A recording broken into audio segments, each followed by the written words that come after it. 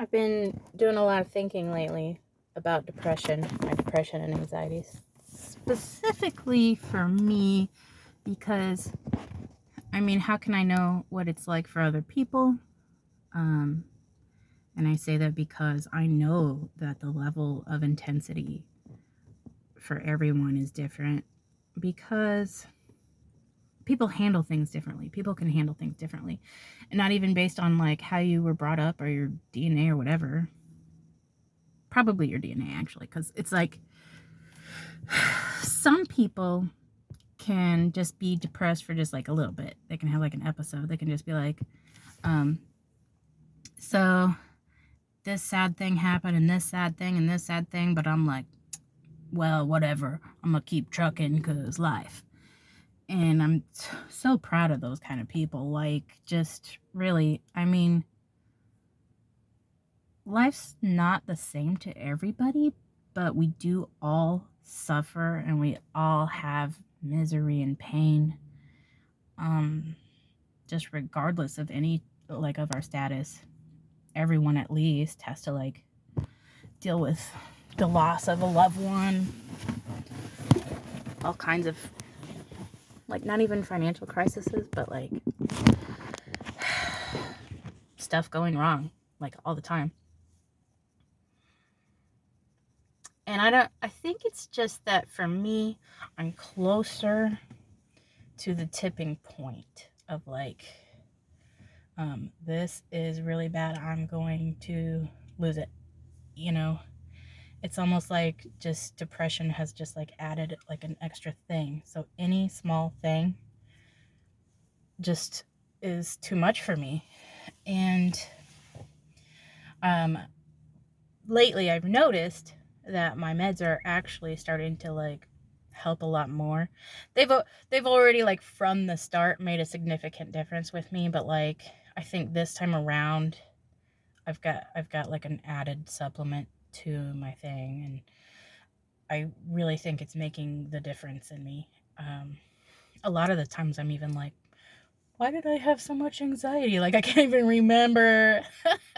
It's so stupid. I know what it feels like, and I still do sometimes get anxiety, but it's nowhere like it used to be. I remember just sitting and just meeting new people or having new experiences and not knowing how they're going to go, and just for what reason I'm going to lose it. I'm so scared. What am I scared about? I don't know. I'm just uncomfortable. It's like if somebody's scratching a chalkboard and you're like, oh, that sucks. But like, what if that was happening like inside of your body and you couldn't control like your reaction to it? You couldn't be like, okay, well, that sucks, but like, I'm just gonna like block it out, whatever. It was like there's no blocking it out. There's definitely coping mechanisms, and I'm pretty good at like looking inward and finding my own coping mechanisms. I can kind of feel like what is going to help me right now? What would make me feel better? I've been doing that for so long that I just kind of like, what do I need right now to make me feel better? And a lot of times I just need to like get some water, chill out, maybe leave the room for a little bit, get some perspective. I don't know, but like I can remember couple instances where I just like was clamping my arms like shut, like my hands just, and I was just like, and I was kind of like playing with like doing this kind of thing, almost kind of like they do in movies where it's like that's exaggerated to let us know that they're nervous, but sometimes it's like really like that. And I remember thinking like, they don't know that you're freaking out, so then it'll be okay. They won't like be like, hey, calm down. But if they see me doing this, they're gonna know something's up. So, Regina, let go of your hands. Just relax your hands. Just open it up and and then I'm like, what do I do with my hands? What do I normally do with my hands? I don't know what I normally do with my hands. And I'm just like, I physically could not open my hands. I was just like, there was a knot in my stomach going like this. And so that's what my hands had to do. And I could physically not combat that at all. And that's probably like the worst case scenario. I think on average, I only just like sometimes just have this like little bit of doubt in the back of my head, like, or just like a little bit of uncomfortable, kind of just butterflies. And why? Is it because of my childhood or something? People ask like, when did doctors ask like, when did you start noticing your depression? And I go, okay. Firstly, at this point, I was like, whoa, I'm depressed. But then if I think back, I'm like, well, what about in high school when I came home from school every day and just slept and slept? I'd get up and eat. I'd go to the bathroom. I'd sleep. And then I'd go to school. And I'd come home and I'd sleep. And my dad even said, like, hey, is there something wrong with you? You're always tired. And I'm like, I mean, everybody's tired. And he's like, no, you're tired like way more than usual, like more than other people. And I'm just like, I don't know. I think you're just like, but I just honestly could not even see that in myself. I couldn't see that I was, it's hard to see that you're different, I guess. I'm just like, isn't this like what everybody is like? I knew not everybody was like shy and stuff like me, because that's what like, of course, when I was a kid, everybody's, oh, when you're so shy, why are you so shy? Come out of your shell.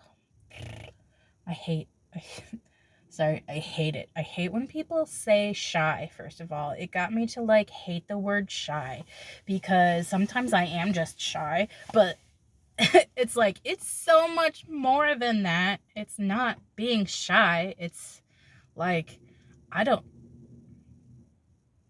physically just don't know if people are going to accept me. Why do I care? So often I tell myself, like, I don't care what other people think. I don't care what other people think. And to a certain extent, I really don't. I mean, I go shopping in my pajamas, like, all of the time. Like, every time I'm shopping, I'm in my pajamas, I'm wearing slippers, like, my hair is a mess. I go swimming without shaving my legs, and I just don't care, because I'm like, guys, if you knew what my life was like, I only have a certain amount of energy I can give to things, and it's all gone. Like, it's used up. So the energy to care about like what I look like, that's gone. But I still, it's like subconsciously, it's almost subconsciously that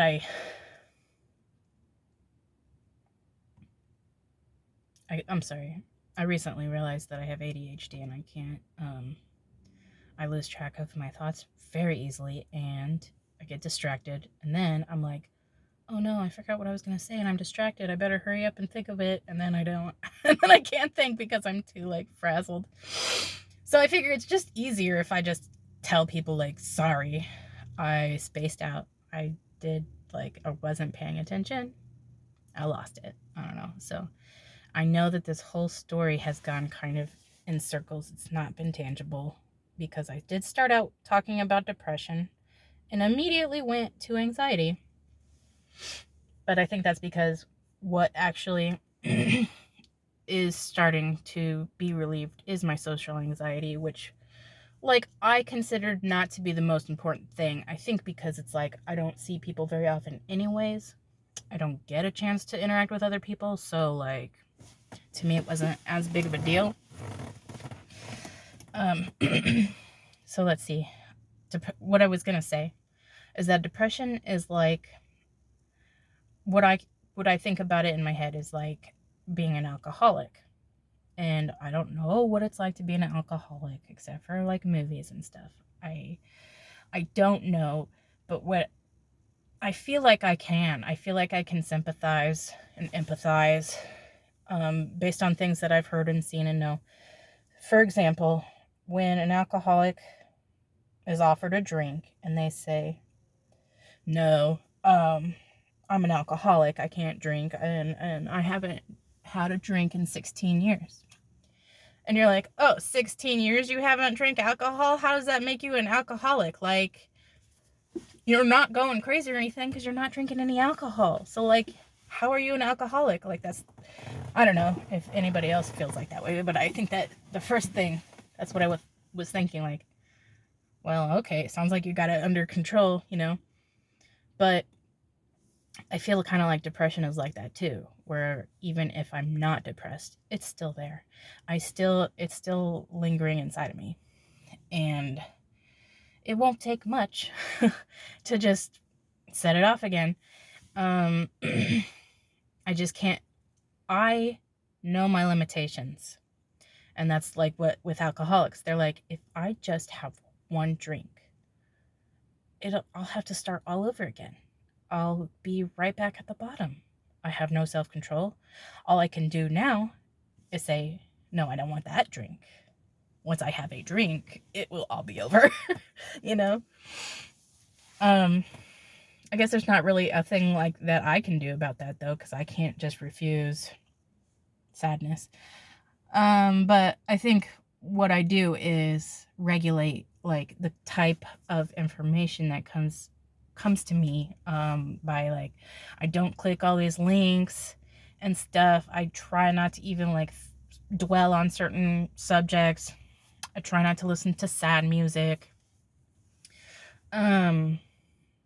Like global warming and plastic and Trump and like all of these things I think about.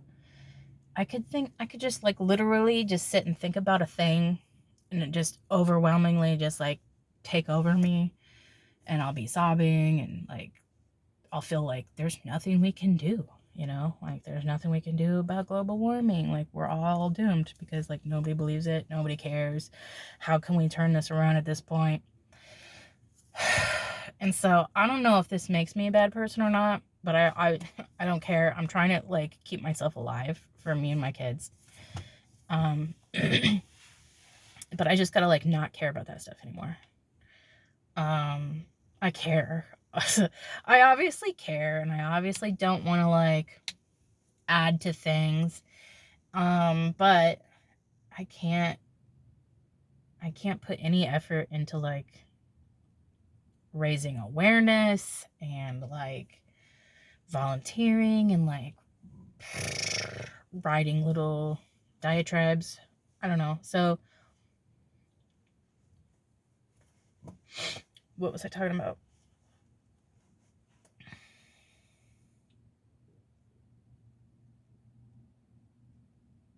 Oh, anyways, that's how I kind of try to like keep my depression at bay, is like, hey, I know that even with my medicine and even with like my new ways of thinking, like it still could so easily like tear down this wall, and I'll be at the bottom again.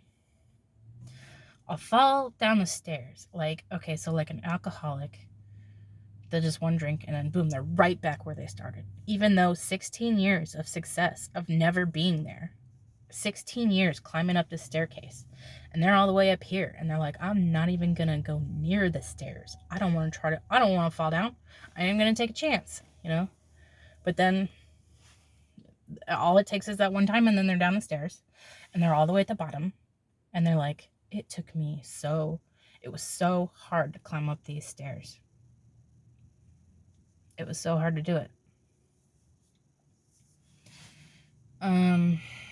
It's not a perfect analogy, obviously.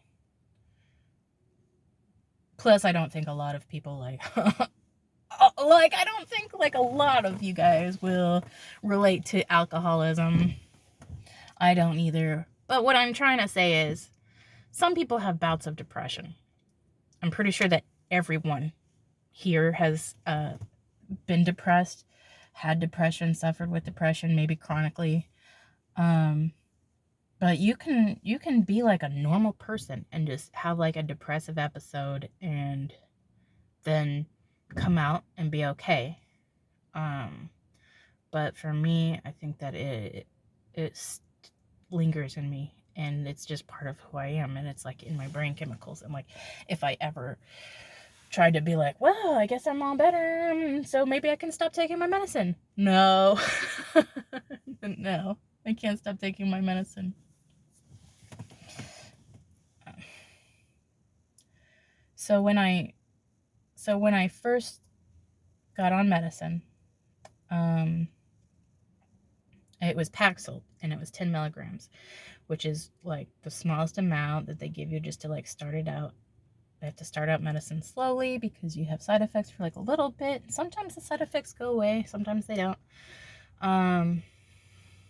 But immediately, like 3 days later maybe, I'm noticing all these differences, and they're astounding because the place I was in was at the bottom of the staircase. The place. Anyway, like I mentioned before, I know myself. I like to look inwards. I can't remember the word for that right now. Introspective. I'm very introspective, okay, guys? I'm not trying to brag, but hey, I spend a lot of time not talking to other people. I talk to myself, okay? I know myself, and I'm taking note at like how things feel different. I guess because I want to like document this journey and remember it. And I told my friend, my brain feels different. What it feels like, and I've said this to a lot of different people to try to get an idea, for them to get an idea of what medicine can help you with, is it felt like all of a sudden I had this safety net in my brain, like a safety net that like for trapeze artists, and there was a bouncer. That doesn't make any sense, I know, but there was a bouncer at the safety net, and he was like, hey, Regina, do you want this bad thought to come in or not? Because I will stomp him for you. And so, because a lot of people would think that, like, if you start taking medicines, it's going to, like, control you, and you're not going to be yourself, and that's not true. It's like I wasn't myself before. That's what was going on. It's helping me more be myself. So anyways, I wanted to help people and acknowledge to people that, like, you can tell the bouncer, like, yeah, I want all my thoughts. I want to, like, be able to think things. But why would you? Why would you want to have all these sad thoughts? Why would you want to be like, well, guess I don't really matter and I'm worthless and the world would be better off without me? Nobody wants to think that. And if I have a bouncer that's going to, like, kill that thought for me, like, yes, please, yes, kill him. And I think a couple of times I went ahead and let a thought in just because I was, like, just trying to, like, make sure things work. But like 99% of the time I was like, no, I don't want to have that thought. And it would just, like, bounce right off that safety net, just bing, back into the abyss. This is my metaphor, obviously, but it physically just literally felt like that. That's like that's the closest I can get to describe, like, what was going on in my brain. So I was like, man, things are different.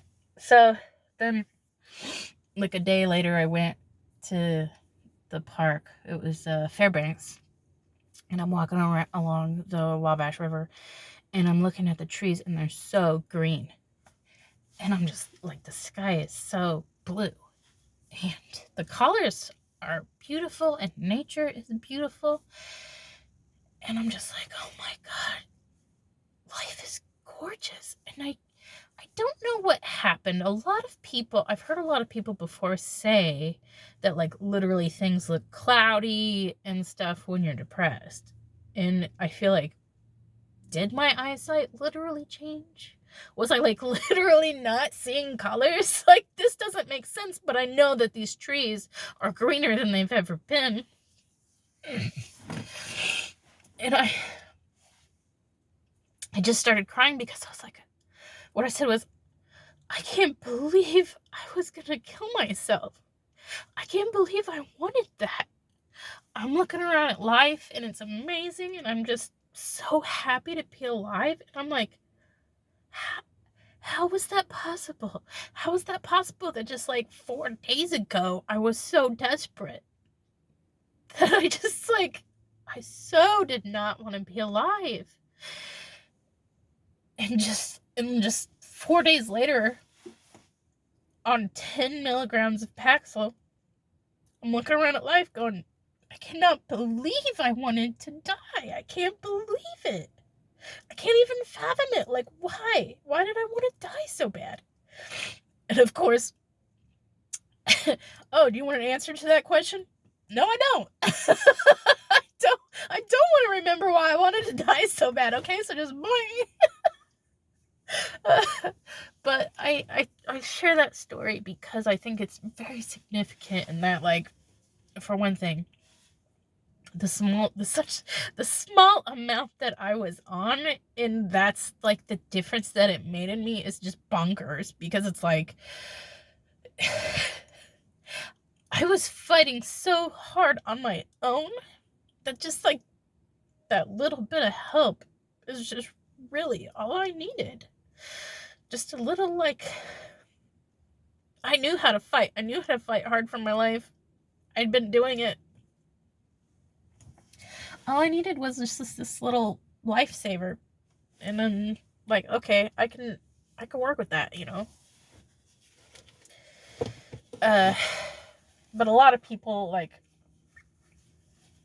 there's, not only is there a stigma on mental health, obviously, but then there's this even bigger stigma on medicine, because people will be like, yes, depression is real, but like, go out in nature or something, or like, you need to start being more thankful for things, blah blah blah. And yes, those things help, they do. And I try to like practice those kind of things often. Like, I remember one time I was at a party and I said, I was really depressed today, and I was trying my hardest to not let it get to me. And so someone said, what kind of stuff did you try? And I was like, well, I put on happy music. I tried to put on like, there's no sad songs in my music mixes. It's all like the happiest songs ever. I put on happy music. I got up and took a shower, you know, even though, like, obviously what you want to do is just stay in bed and cry. That's the easiest thing to do. So it is actually hard work and effort, energy, willpower for you to be like, I'm getting up, I'm going to take a shower because I don't want to be like this today. I got things I got to do. And I'm not going to let this get the best of me, okay? So I did that, and I ate like a healthy breakfast. I think I also like texted some friends and stuff to try to like have some interaction. So like, I feel like for me that was pretty good. Like, that's a decent amount of trying things for someone who's at a point that they don't want to try things, you know what I mean?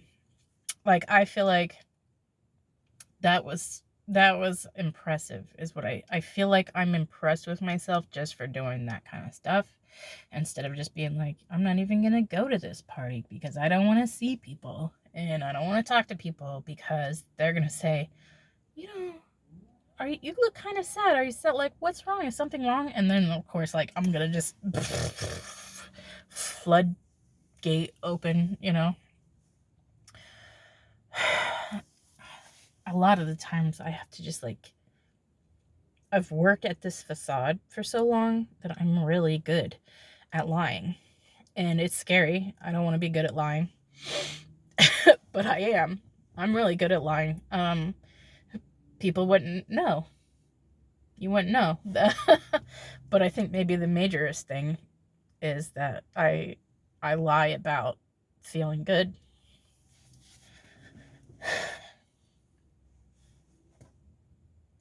I'm really good at it. I'm really good at being like, let's change. I've just been crying, but let's get it together for a little bit, okay? I can get it together for a little bit and do like a Mary Poppins thing and be fine. And I'll do the thing, talk to my friends, and I'll have lots of fun, and I'll be like, wow, that was a lot of fun. I'm so glad I went. We had a lot of fun. I'm feeling good, and then get back home, and then just like cry myself to sleep. I don't know. Compartmentalizing. That's what's going on. I know words, they escape me. And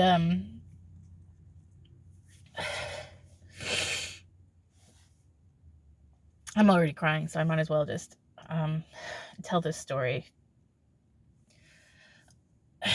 My family gets together for Bunko.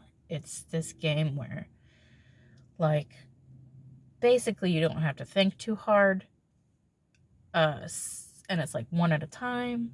So I feel like the purpose of that is to free up our minds and stuff for talking and getting to know each other, catch up and stuff. Like, that is the purpose of the game.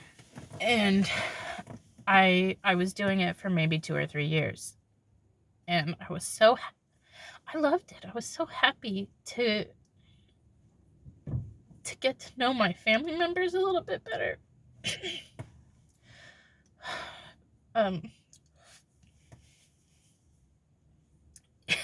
It was weird because I felt like, wow, a lot of these people I haven't talked to in years, So it's like, I gotta catch up. I gotta do all this catching up. So I'm reminiscing.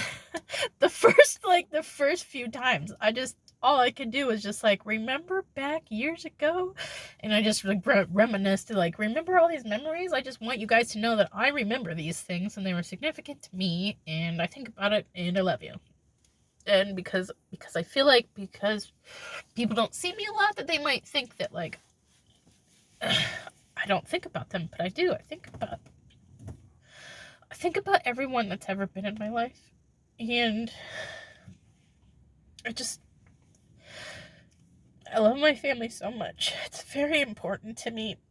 But I already know it's like, well, it's not your feelings that matter, it's your actions. I know that. So shouldn't I make more of an effort to see my family?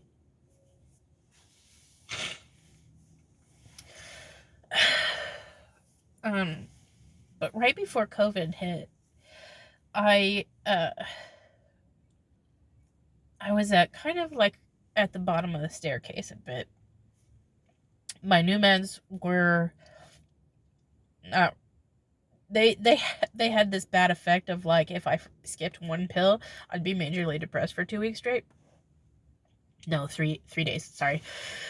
When I was depressed for 2 weeks straight, that was when I was trying to switch my meds. So even though I immediately went to a different type of antidepressant, and it's in my body, it's like I'd never been that depressed in my life those 2 weeks. And the only reason I didn't kill myself or like even like entertain that thought, like, no, you can't kill yourself, it's because you're changing meds. You're gonna feel better after this, probably, maybe. Okay, if you don't feel better after this, then fine, go ahead and kill yourself, but can you just like at least wait for the meds to kick in? God. Sorry, when I cry, it's just snot also. Why was I talking about that? Because I was on my new meds, right? And and it was a hard time for me. And I had to quit like everything in my life because I wasn't even strong enough to pretend anymore. I wasn't strong enough to like get up and take a shower and say, I'm gonna overcome this feeling,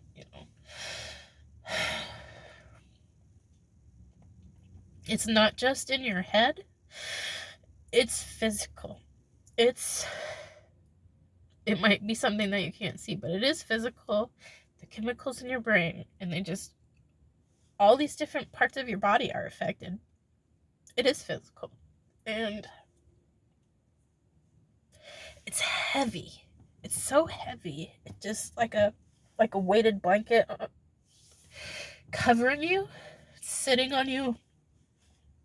And you have to, it's like you're swimming, you're underwater, and you have to like really work hard to do the same amount of moving that people are just like sprinting along like it's nothing, and you're like, Oh my God. Why is living so hard for me?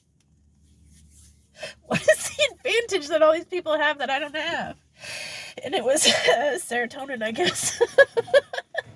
I don't know. I think everybody.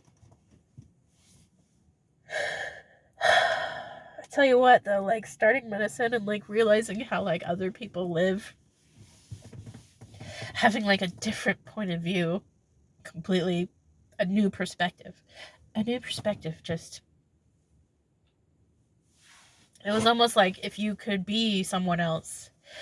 That's what happened. I mean, I was me, but I also like, I could tell what it was like to be someone else, to actually like be a functioning human. That's stupid, because I mean, I know all of us have our things. Everyone has their things, and it's hard to function. I mean, everybody. I guess the reason I'm saying all this is because I know there's a lot of people who discount medicine and who discount mental health. And of course, for a long time, I didn't want anybody to know, especially because I was a Christian, and I didn't want people to say, just, pray about it. Ask God to help you and deliver you from this, all right? Like, first of all, oh my God, I never thought of that. I guess Jesus could just, like, deliver me from depression. Thanks for letting me know. That's not helpful. So I just assumed that's what people were gonna say. For one thing, I guess I didn't even know that other people were depressed. I knew that there were suicidal people, but I didn't know that it was because of, like, brain chemistry. Other people were suicidal because they had been molested or abused or neglected or, any of that stuff. Okay, made terrible mistakes in their lives, and now they want to kill themselves. Okay, that makes sense. It makes sense to have a reason to want to kill yourself, but I didn't have a reason to want to kill myself. But I did. I still did every day. And people, when I first told my sister, I was like, I think that you should know that I have depression, and I'm taking medicine for it. And first thing I did also reminds me of an alcoholic, because the first thing I did when I started taking my medicine was apologize to everybody. I specifically was like, look, I had depression. I didn't want people to know about it because, not because I didn't want to let people in, but just because it didn't feel like a good enough excuse. But if I'm being honest, that's why. So I reached out and apologized to a lot of people. And mostly because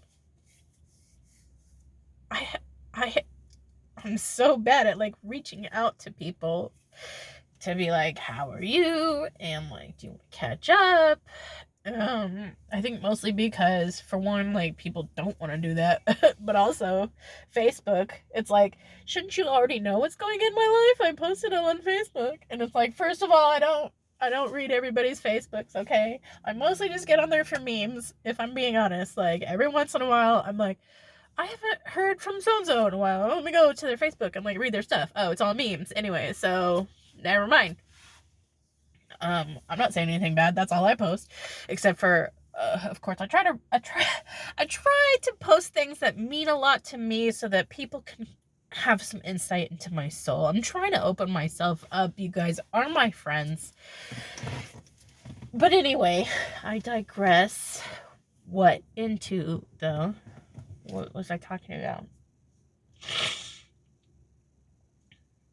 I know that I didn't finish saying everything I wanted to say about Bunko.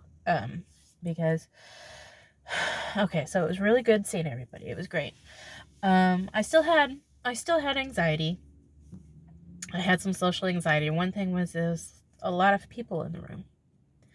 And I was kind of uncomfortable because I felt like out of everyone here, people know me the least. They know that I know people the least. Like, they know that I felt like I'm just kind of the outsider, like, here observing, like, guys, I am related to you, I swear. But here I am crashing your party. It's not to say that I know and appreciate people did want me there, and they kept saying, like, it's so good to see you, it's so good that you're finally here, thank you. I believe you, and I appreciate that, and I love it.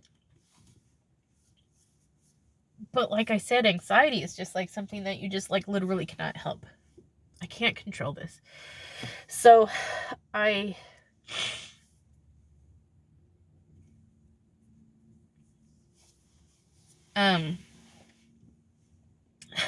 I think I remember saying, I have social, like, I think I said to everybody, like, yeah, I have social anxiety.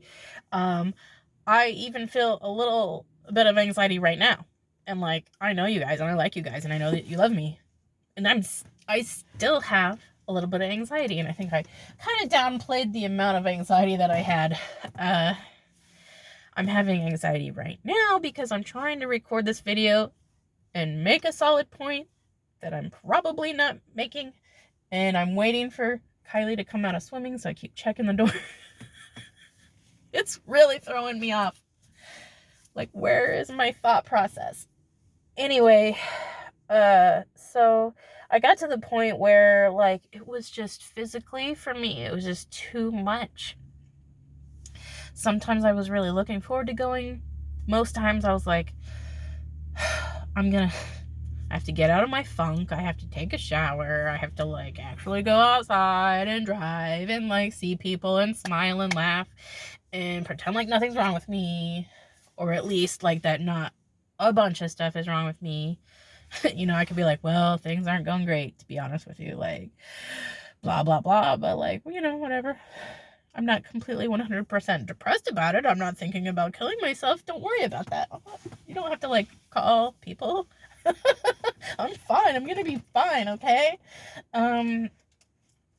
So it got to the point where I was making excuses about not going, but it was really hard to do that because any excuse I have, they would just, oh, I don't have a ride. Like, well, someone will come pick you up. Well, I don't have any money. And they're like, we will pay for you. It's okay if you don't have any money. And it's like, why would I make plans when I know this is a thing that we do? Like, oh, I forgot it was this time and I have plans, you know? And I don't know how many times I did that, lied about things. It wasn't very many times, because it was only like every other week, I think. And,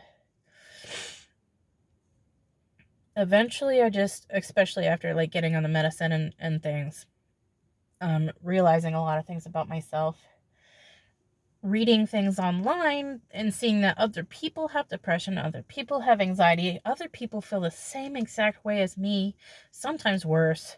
And then I realized, you know what, people will get it. People will, I mean, maybe not everybody will get it, but I feel like my family will believe me, and they'll love me despite this. It won't be a big deal, okay? It's way better to just tell people the truth than to just keep giving stupid excuses. I've tried the past, like, 10 years or so. It's been, like, a really important thing to me to, like, be more honest in my life. And I'm still not. But, you know, I've spent so long trying to, like, mask myself that I want to be more open, because other people's openness has really changed my life. It means so much to me to see that other people feel the same way that I do, because now I feel like it's okay. It's okay for me to tell people, and people aren't going to completely, like, shun me or say, like, I need to be delivered and all that. So I try to be more honest. So I think I saw an aunt at the store. She said, we miss you at Bunko. And I said, I really miss you guys too. But my anxiety was too much. And I just had too much anxiety, and I just couldn't. I said, I hope in the future that I can go again, but it was just too much for me. Emotionally, it was too much. And of course she was like, yeah, I get it. It's fine. Don't worry about it. And I knew that my family would understand and still love me and stuff. I knew that, but it was still just like, wow, that was easier than I thought it was going to be. They weren't like, yeah, that's something that you're just saying to like get out of shit. uh, and and then I saw my cousin at the store, and I told her the same thing. I said that my anxiety was getting the best of me, and I couldn't go, and she's like, hey, work on that anxiety, okay, because we miss you. So I have been working on it, but I haven't went back to Bunko. I think because it feels kind of weird that I took like a big break. It was one thing that like I hadn't went, and then I'm new at going, and now I go. But it's another thing to be like, you were coming for like 2 years, and then you stopped for like 3 years. Like, can we really trust that you're still gonna be here? I don't know. See, I don't have enough confidence in myself, even at this point, to confidently be like, yes, I'll make this commitment and keep going every day. Like every time. Yeah, count me back in. No, I still am not that confident in myself. And I don't want to just be like, hey, I feel good today, so let me try something. And then like the next day be like, oh my God, that was a mistake because now I have this thing that I have to do. This. Another thing I wanted to say is that the things that give me anxiety.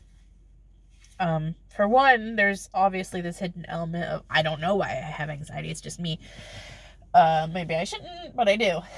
So there's that. But then there's also like, finding out that I have ADHD has made a difference because I didn't realize that this wasn't a thing that everybody did. But when there's like more than 2 people talking at a time, I can hear everything.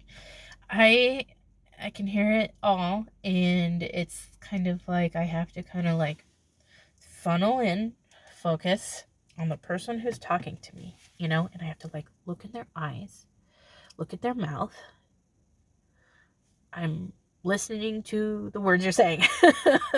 I'm blocking everybody out and I'm listening to you, I swear. And then I'm like, oh my God, I'm not listening. I'm focusing too hard on trying to listen that I'm not listening. I don't even know what they just said. So now I have to just be like, that's a good story because I didn't hear you, and I don't want to be like, hold on, what? I'm looking right at you, but I totally spaced everything that you're just saying. There's only so many times you can get away with saying that, by the way. Like, you can say that, you can have that excuse like a couple of times, but you can't just keep doing that to people. I do it to my sister, and she just gets so mad at me. She's like, I said that already. I said this thing. And I'm like, oh my God, you did? You said a thing to me? You said that thing? And she's like, yes. You never listened to me. I swear you never listened to me. And I'm like, I'm trying. I try to listen to you. I get so distracted. There's so many. So anyways, one thing is, I'm trying to pick out what conversation am I going to listen to. Because if someone's not directly talking to you, you're like, well, I gotta like at least listen to somebody's story. So like listening to that story, I don't know enough about that. Listening to this story, like, oh, okay, that's funny. Maybe I will give some input into this story. And I say hey, I'm gonna make a, God, I can't even, what is that called? Input? I'm gonna input in this situation.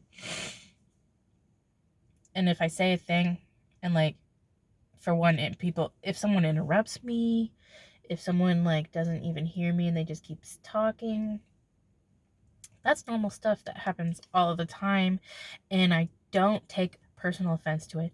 I don't, okay? Because I know what it's like. Because I do that.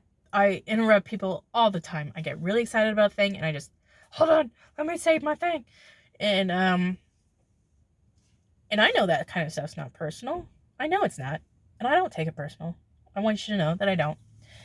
But it's still like, if somebody like doesn't hear what I say or doesn't acknowledge it, or just is just like, okay, that was, I get this look a lot where people just go, you would not believe how often people do that to me. I get that a lot. I feel like more than the average person, it has to be. Do, okay, comment if a lot of people like hear you say a thing and go, okay, because I need to know, is this like a normal amount of times that it's happening to me? Because it feels like it's a lot of times. It feels like it's not normal.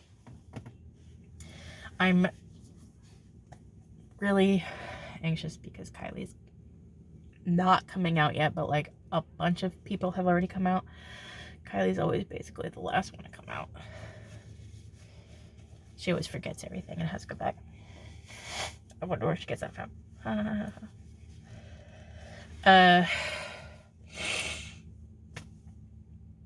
What was my purpose in that? Oh, so like, I'll feel weird. I'll feel off if even though in my brain I know, hey, no one was trying to offend you. People love you. They like you. You're interesting. I can know that in my brain, but like not know that in my heart. And just like not feel that in my body completely. Like 100% no. Because people have been like, that girl's crazy. And lately that's kind of been my thing, that I just kind of like go with it. Like, yes, I am crazy. That's who I am. And that's cool, right? That's a fun part of me. So just be like happy about my crazy stories and like how weird I am, and don't think like me being morbid is crazy, because like, hey, people are like that. People are obsessed with serial killers, all right? I know this. So like, don't look at me like, when I say, hey,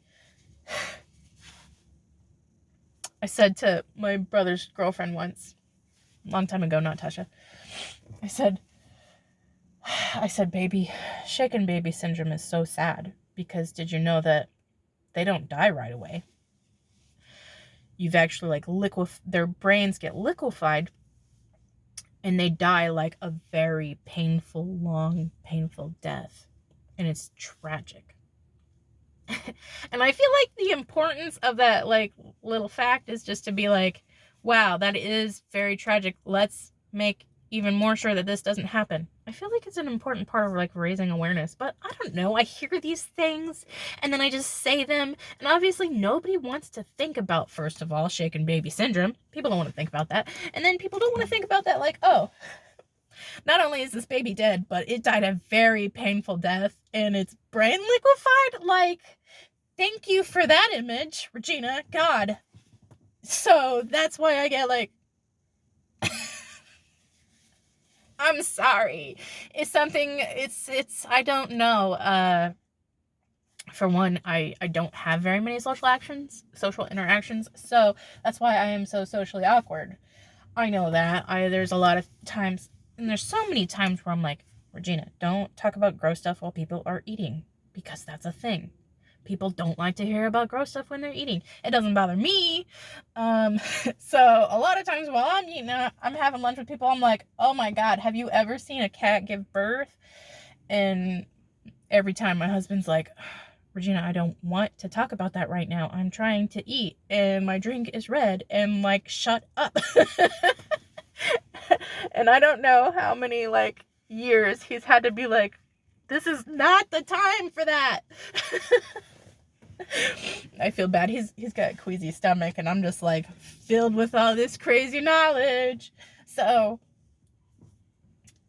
there's a part of me that goes, Regina, don't talk about that stuff while people are eating. Okay, I know.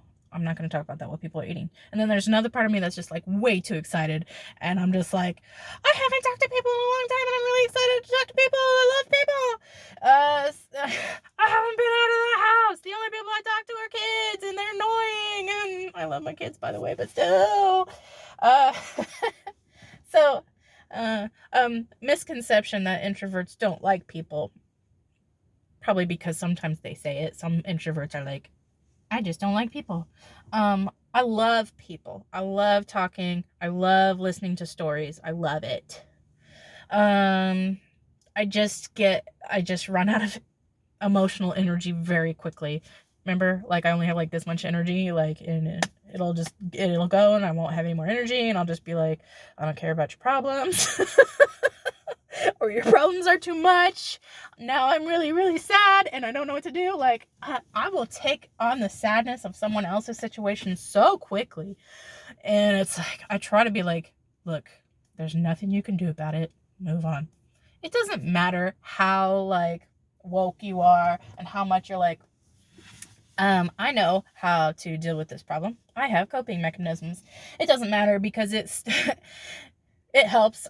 Like I said before, it helps, but it's still, you can't help it. It's your body, it's your brain, it's your body, it's your whole body, it's your body. How can I can't help it. Anyway, I guess recently I was thinking about that, about Bunko, and how much anxiety I had there, because it's like probably 10 other people, and they're all people I like, they're all people I know, but also don't know. I don't know these people very well. I want to get to know them, but I don't know how people are gonna react to me. How are people going to accept me? I know I'm gonna say something that offends people. I don't know why I try so freaking hard to not offend people. Like, being offended is the worst thing that could possibly happen. Oh goodness. But I guess I want people to know, truly, I never mean any disrespect. If I did, I would just be like, F you. No. But I never mean to hurt people's feelings. Why? Because I know what it's like to have your feelings hurt. My feelings are hurt, like, all the time. It's not great, okay? I know what it's like to feel rejected. So, no, I'm always trying to be kind to people, but sometimes people have these, like, weird things. These, like, little what's it called when you're, like, you're triggered? These weird triggers, like, that you don't know about. And you're making jokes about it, and then they're like, oh, her mom's dead. Oh my god. I'm so sorry. I can't think of an example. That's how it basically feels like, is that somebody's like, excuse me, Regina. That person is very offended by your stupid thing. Please stop saying stupid things. I can't. I try to control myself. And you know what? I feel like I have more of a filter than most people, because it says recording will be stopped and saved in like a minute. So I gotta delete some things or something. So anyways, I guess that's my video. My time is up. Thank you all for coming. I don't know, message me.